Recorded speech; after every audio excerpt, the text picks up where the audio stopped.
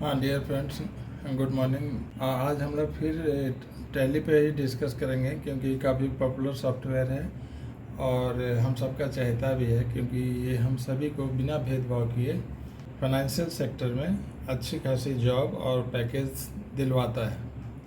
और इसमें सबसे बड़ी बात है कि ये बिना भेदभाव किए जॉब देता है, चाहे हम आर्ट्स के हों, चाहे साइंस के हों, चाहे कॉमर्स के हों, इससे कोई मैटर नहीं करता है। बस अकाउंट टैली का थोड़ा बहुत ज्ञान होना चाहिए। और इसमें देखिए टैली में है क्या, इसमें मेन का वाउचर एंट्री अगर करना हम लोग अच्छे से सीख लिए तो हमारा फ्यूचर ब्राइट होगा। वाउचर एंट्री हमारा सही होगा तो बैलेंस शीट भी सही आएगा, ट्रायल बैलेंस भी सही आएगा, बॉस भी खुश रहेंगे, हम उनका राइट हैंड हो जाएंगे। क्योंकि फाइनेंशियल जो संभालता है वो किसी भी सेक्टर में बॉस के काफ़ी करीब होता है। देखिए सेंटर में भी पीएम के बाद सबसे स्ट्रांग मिनिस्टर कौन होता है? Finance minister. ठीक है, तो अगर आप फाइनेंस देख रहे हैं कहीं भी किसी भी इंस्टीट्यूशन में तो आपका नंबर हायरार्की में सबसे ऊपर होता है। अब इसके लिए करना क्या है, एंट्री सही ही आना चाहिए। तो आप इस वीडियो को लास्ट तक देखिएगा और बड़े काम का है, आपका फ्यूचर बना देगा। टैली का जो रिक्वायरमेंट है उसको पूरा करना है।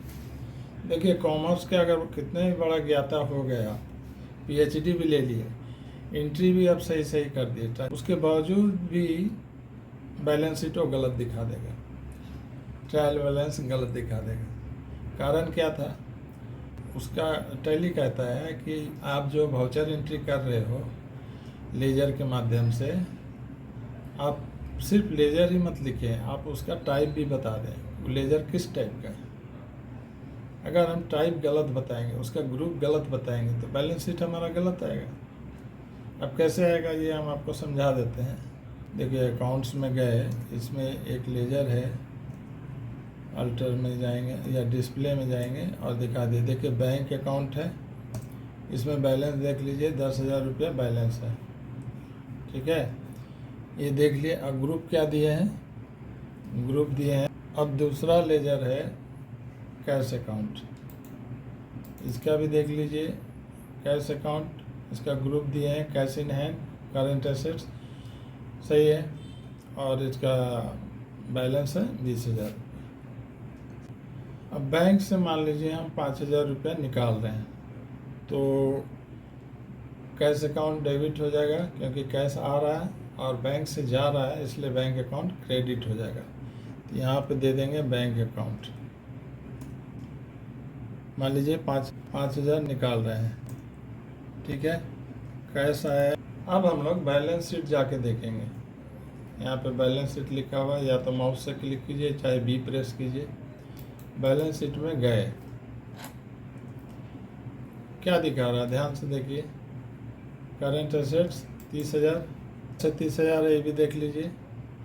कैश इन हैंड 20,000, देखिए और डिटेल में दिखा रहे हैं। देखिए कैश अकाउंट में 20,000 पहले से था, बाद में बैंक से 5,000 निकाले, जोड़ के हो गया 25,000, और जो बैंक में बचा चाहे 5,000 वो जोड़ के हो गया 30,000। बिल्कुल सही है। अब देखिए बैलेंस शीट कैसे गलत होगा। अब अगर मान लीजिए अकाउंट्स में गए, लेजर में गए, अल्टर में गए, ग्रुपिंग गलत कर देते हैं। क्या जब बैंक का ग्रुपिंग गलत कर देते हैं, बैंक का जनरली ग्रुपिंग क्या होता है, बैंक अकाउंट, लेकिन अगर हम ये कर दिए कि ये बैंक ओडी अकाउंट, लोन वाला अकाउंट, ठीक, बैंक ओडी अकाउंट, अब वो मेरा एसेट्स नहीं रह गया, बैंक वाला, बैंक का पैसा मेरा एसेट्स अब नहीं रह गया, अब लोन अकाउंट हो गया। अब जाके बैलेंस शीट देखिए, उसी ट्रांजैक्शंस पे जो 5,000 हम निकाले बैंक से, उसी ट्रांजैक्शंस पे देखिए क्या। अब देखिए, अब ये 5,000 को एसेट्स में नहीं लिख रहा है, किस में लिख रहा है, लायबिलिटी। अब मेरा जिम्मेवारी हो गया, ये मेरा धन नहीं है। 5,000 हम बैंक से निकाल के लाए भी हैं घर पे, लेकिन वो मेरा लायबिलिटी है, कल को लौटाना है। समझ रहे हैं ना कितना फर्क पड़ गया। तो अगर मान लीजिए हम ग्रुपिंग गलत कर दें तो हमारा तो बैलेंस शीट में जो भी फिगर आएगा जो हमारा संपत्ति होना चाहिए उसको लायबिलिटी में दिखाने लगेगा, कर्जा में दिखाने लगेगा, और जो मेरा लायबिलिटी होना चाहिए उसको हमारा एसेट्स में दिखाने लगेगा। इसलिए हमको ग्रुपिंग का ठोस जानकारी होना चाहिए। अब इसके लिए किताब पढ़ने की ज़रूरत नहीं है, सिर्फ कॉमन सेंस का ज़रूरत है। अब कॉमन सेंस में क्या ज़रूरत है, यहाँ से लेजर बनाते हैं, तो जितना लेजर बनाएंगे उसका हम लोग को ग्रुपिंग देना पड़ता है। टैली कहता है कि आप जितना लेजर बनाएंगे, अब लेजर हम लोग किसका बनाते हैं, हमारे बिजनेस में जिन जिन लोगों के साथ हमारा रिलेशन है, बिजनेस रिलेशन, जिनके साथ हमारा ट्रांजैक्शंस होता है, कस्टमर्स के साथ होता है। आपके दुकान का स्टॉक ख़त्म हो गया तो फिर आप माल कहीं से खरीदेंगे, उनके साथ भी रिलेशन होगा। किसी कंपनी से आप माल मंगाएंगे, उनके साथ रिलेशन होगा। चूँकि दुकान है तो आप रेंट भी देंगे, ऑनर के साथ भी आपका ट्रांजैक्शंस होगा। दुकान है तो इंश्योरेंस भी कराएंगे, उनका भी लेजर बनेगा।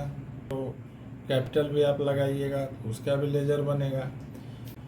अब देखिए, जैसे कैपिटल अकाउंट एक लेजर बना रहे हैं, तो यहीं पे टैली कहता है कि इसका ग्रुप हमको बता दीजिए, ताकि हम उसको ढंग से क्लासिफिकेशन करके रख पाएँ कि ये भाई संपत्ति है, ये लायबिलिटी है, कि इनकम है, कि एक्सपेंस है। आप हमको पहले बता दीजिए, ठीक है। तो यहीं पे वो कहता है कि 20-25 ग्रुप ये दे के रखा है ऑलरेडी, इसी में से हमको चूज करना है। अब इसको चूज करने के लिए आप कॉमन सेंस सिर्फ लगाना है। कैपिटल अकाउंट चूँकि पूंजी है तो इसका ग्रुपिंग जो है कैपिटल अकाउंट ही होगा, ठीक है। इसमें तो कोई प्रॉब्लम नहीं है। ऑफिस में मशीन भी लगा होगा तो मशीन अकाउंट, मशीन का लेजर बनाएंगे।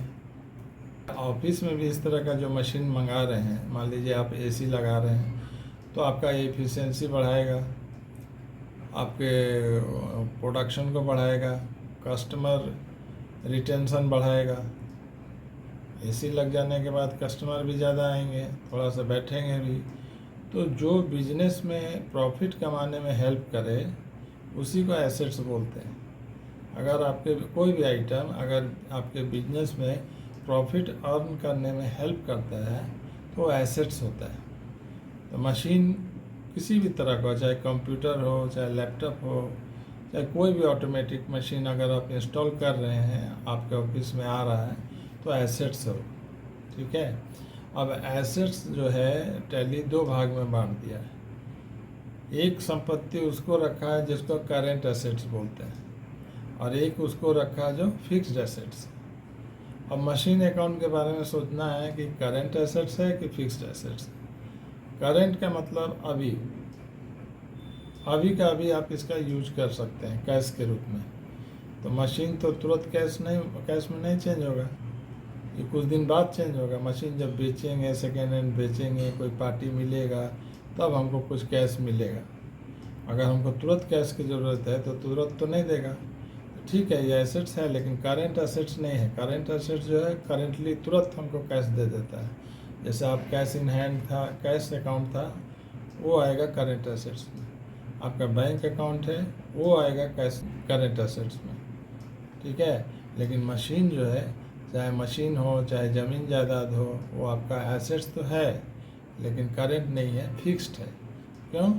उसको बेचेंगे, टाइम लगेगा, फिर पैसा आएगा, 6 महीने बाद आएगा, साल भर बाद आएगा, लेकिन तुरंत नहीं आता। इसीलिए उसको करेंट एसेट्स ना बोल के फिक्स्ड एसेट्स बोलते हैं। तो आप इसका ग्रुप दे दीजिएगा फिक्स्ड एसेट्स। और सोचना सिर्फ वही है कि संपत्ति अभी कैश दे रहा है कि बाद में कैश दे रहा है। अगर बाद में कैश दे रहा है तो फिक्स्ड एसेट्स है। जैसे हम बनाए फर्नीचर अकाउंट, ये भी संपत्ति है। आपका घर में जितना सोफ़ा सेट वगैरह लगा हुआ है, जो भी फर्नीचर लगा हुआ है, बेड है, ये चाहे ऑफिस का ही मान लीजिए, जितना चेयर है, जितना टेबल है, वो उस कंपनी के लिए एसेट्स है। करेंट एसेट्स में रखें कि फिक्स्ड एसेट्स में, वही फार्मूला लगा दीजिए। अगर करेंटली वो कैश दे रहा है तो करेंट एसेट्स, अगर नहीं दे रहा है, कुछ टाइम लेगा, फर्नीचर बिकेगा तब कैश आएगा, तो फिक्स्ड एसेट्स। बस यही कॉमन सेंस लगाना है। और जो ग्रुपिंग है और लेजर्स के, इसी ग्रुपिंग को ठीक रखना है। अगर ये ग्रुपिंग सही हो गया तब जाके हमारा ट्रांजैक्शंस बिल्कुल एक्यूरेट माना जाएगा। ठीक है, तो और बाकी लेजर्स का ग्रुपिंग हम नेक्स्ट वीडियो में बता देंगे, क्योंकि ऐसे वीडियो लंबा हो जाएगा और आपके लिए बोरिंग हो जाएगा। तो जो लेजर का ग्रुपिंग है उसका टिप्स जो है हम नेक्स्ट वीडियो में देंगे। और इतना इन्फॉर्मेशन आपके लिए काफ़ी होगा और यूजफुल होगा, तो इसको लाइक शेयर कर दीजिएगा। और रिक्वेस्ट है कि हमारे चैनल को प्लीज़ सब्सक्राइब कर दीजिएगा। ठीक है, थैंक यू।